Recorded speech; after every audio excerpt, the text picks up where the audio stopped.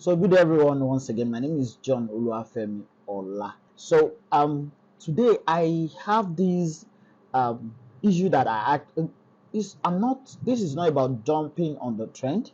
This is not about jumping on trend. This is about, when you hear some things that are, whether you don't even know what to call it, whether pathetic, or you just say that is funny, or something that is ridiculous. You may want to actually hear your opinion about it. So today I came across one of the video where the Minister for Power was talking about how Nigerians should be conserving the power, where he was teaching us how to manage darkness, because for me, in my own area, I've not been having power, I've not been having light in my area, but maybe what the minister was telling us is all about it. But before I actually take you through it, I want you to listen to that video yourself, watch the video yourself, and see what he has said. Then after that, I'm going to now read the comments of other people concerning some of the things he has actually mentioned. So I'm going to play the video, listen to the video, and after the video, I'm going to now read the reactions of Nigerians on Twitter. Bitter truth that we also need to tell ourselves as Nigerians. We are all Nigerians. A few people are only privileged to sit on the high table here. We are on the same level. We must be able to talk the truth to ourselves. We don't have the culture of consumption management in this country in terms of power, just because of the cheapness of the tariff we pay in power. A lot of people will come back from work. They want to have dinner, or they want to play with their colleagues down the road. They switch on the AC for the room to be cooling before they come back. Yes, some people will be going to work in the morning.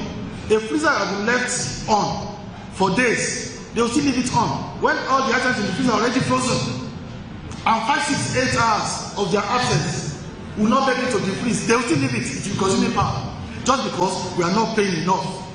We've all been overseas before. We know how conscious the power consumers are to consumption of electricity. So let me start with someone on Twitter. He said, he responded. He said, maybe the minister. He said, for me, can someone tell this man that the majority of Nigerians live their electrical appliances on because of uncertainty to daily electricity outage? For example, if I put my freezer off while going to work and I come back 6 p.m. to meet no light at home, who will bear the loss? So this person is actually asking a rhetorical questions, because a lot of us actually know that the reason why we actually keep our lights on, leave our freezers on, is because of the fact that we are not sure when they are bringing the light. We don't even know whether they are even going to bring the light at all. So that's why we put on our these things. Then another person actually mentioned here, Oyo Affairs actually also pasted the same thing. He was just reiterating what the minister was saying, that Nigerians should learn how to manage electricity in their homes by switching off ACs and freezer to control consumption. Minister of Power Bayo Adelabu advises Nigeria on how to how to manage the hike in electricity. Then someone replied. He said, I'm going to lose it. Name one functional country where people turn their freezers on and off. So the person is actually asking the minister, because we all know that the minister has traveled wide and far. He has been to so many countries. Then the person is actually asking him a question, a very solid question. Can the minister tell us a saner country, a country that is normal, where they put off their freezers? all in the name of managing the power, And another person actually also mentioned, this is I not Dupo is the right I'm actually reading his comment. He said we need to tell ourselves the bitter truth. So he was just talking about what he has. Okay, is the one I've just read. Now another person said, Olamide Obe, he said, I'm not capping. This Bayo Adelabu guy is worst ever minister of power Nigeria has ever had. He's just saying gibberish. Those are not my words here. Or better still, I would say he's saying so nonsense, not any bitter truth like he opined. Oyo State dodged a bullet by ditching him for Seyi Makinde in 2019. For over 2 years that I have lived in my current home, my energy bill, electricity plus gas, has been fixed at £146 per month. Until it was recently increased to £190 a month just 2 months ago. During summer, I consume less energy, but during winter I consume more because I would turn on heater to keep the house warm.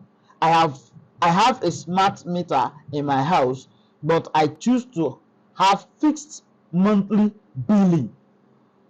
Every 6 months, my service provider does energy auditing and gives me a refund if I overpaid more than my actual energy consumption. I've gotten a refund 3 times now. That's what the man was saying. He said, I use smart TV, internet router, a deep freezer, one upright fridge slash freezer, a table size refrigerator slash freezer, washing machine, dishwashers, microwave oven, electric oven, laptop computers, electric boilers, electric pressing iron, electric pressure cooker, Ninja food processor, electric hair fryer, juicer, toaster, electric jug, blender, and lot of electricity bulb.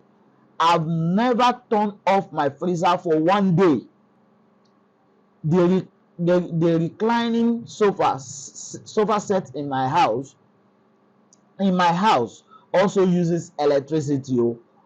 I use electricity 24/7. I've never experienced any outage of electricity or shortage of gas supply in over 2 years. Give Nigerians uninterrupted electricity supply. You are here saying, don't let me say nonsense about consumption management. Rubbish. I blame Nigeria who keeps electing nonsense. So that's what this Mr. Olumide Obe said on Twitter. And also on Twitter also, thanks bro. That's why we all want to japa. Please pray for us to succeed. Then the person actually replied, that person that said, God shall make it easy for you. Then another person said, if we have 24 hours light, that talk won't have been so painful. Light they will bring today, take for 3 days, and you have to begin to warm all the food in the freezer to avoid outage, to avoid wastage. You don't give people uninterrupted power supply, but you sat on IOS telling Nigerians that they don't know about consumption management rubbish. So a lot of Nigerians are actually giving it to the replying the minister of power about what he has said concerning the management of power.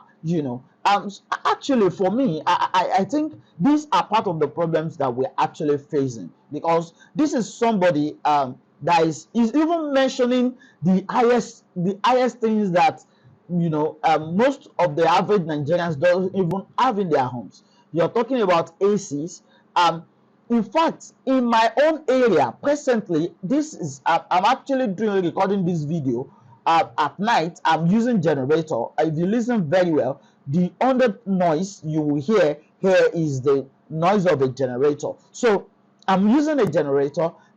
I've not had light for over 2 weeks now, and for the whole of this year I can actually calculate the number of hours I've had light in my area. It's not even up to 30 hours since with the amount of energy time that they've given onto us in my area. So I don't know what the Minister for Power is actually saying in terms of telling us that we need to start managing how to manage consumption rate.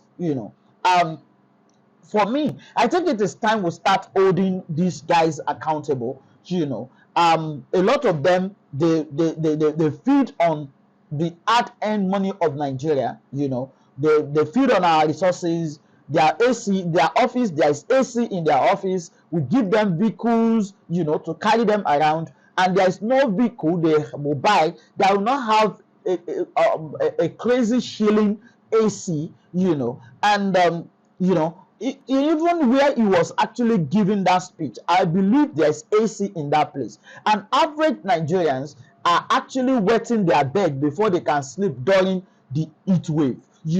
Thank God there's rain here and there in most of the states in Nigeria now. And someone is sitting somewhere and is actually telling us about managing power. The power that is not even enough. And for me, I think most of our leader, their reality is different from our own realities. They have different realities from that of an average Nigerian. I'm going to advise the Minister of Power that maybe he should visit some of the local communities where he came from in Oyo State and see how IBEDC is actually performing in most of the communities in Oyo State. I can actually give you a place where you can go to actually see if if they are getting power. Come to Odive Road and carry out your survey and see if Nigerians are actually enjoying power at all. And let me quickly tell you this: most Nigerians are not metered. They are not metered, despite the fact that they are not being given light. They still pay. The NEPA authority, the power authority still bring estimated blame to them and ask them to pay. And the only thing you can actually get from here, the only saner thing that we can actually call this is that the fact that Nigerians are perpetually paying for darkness.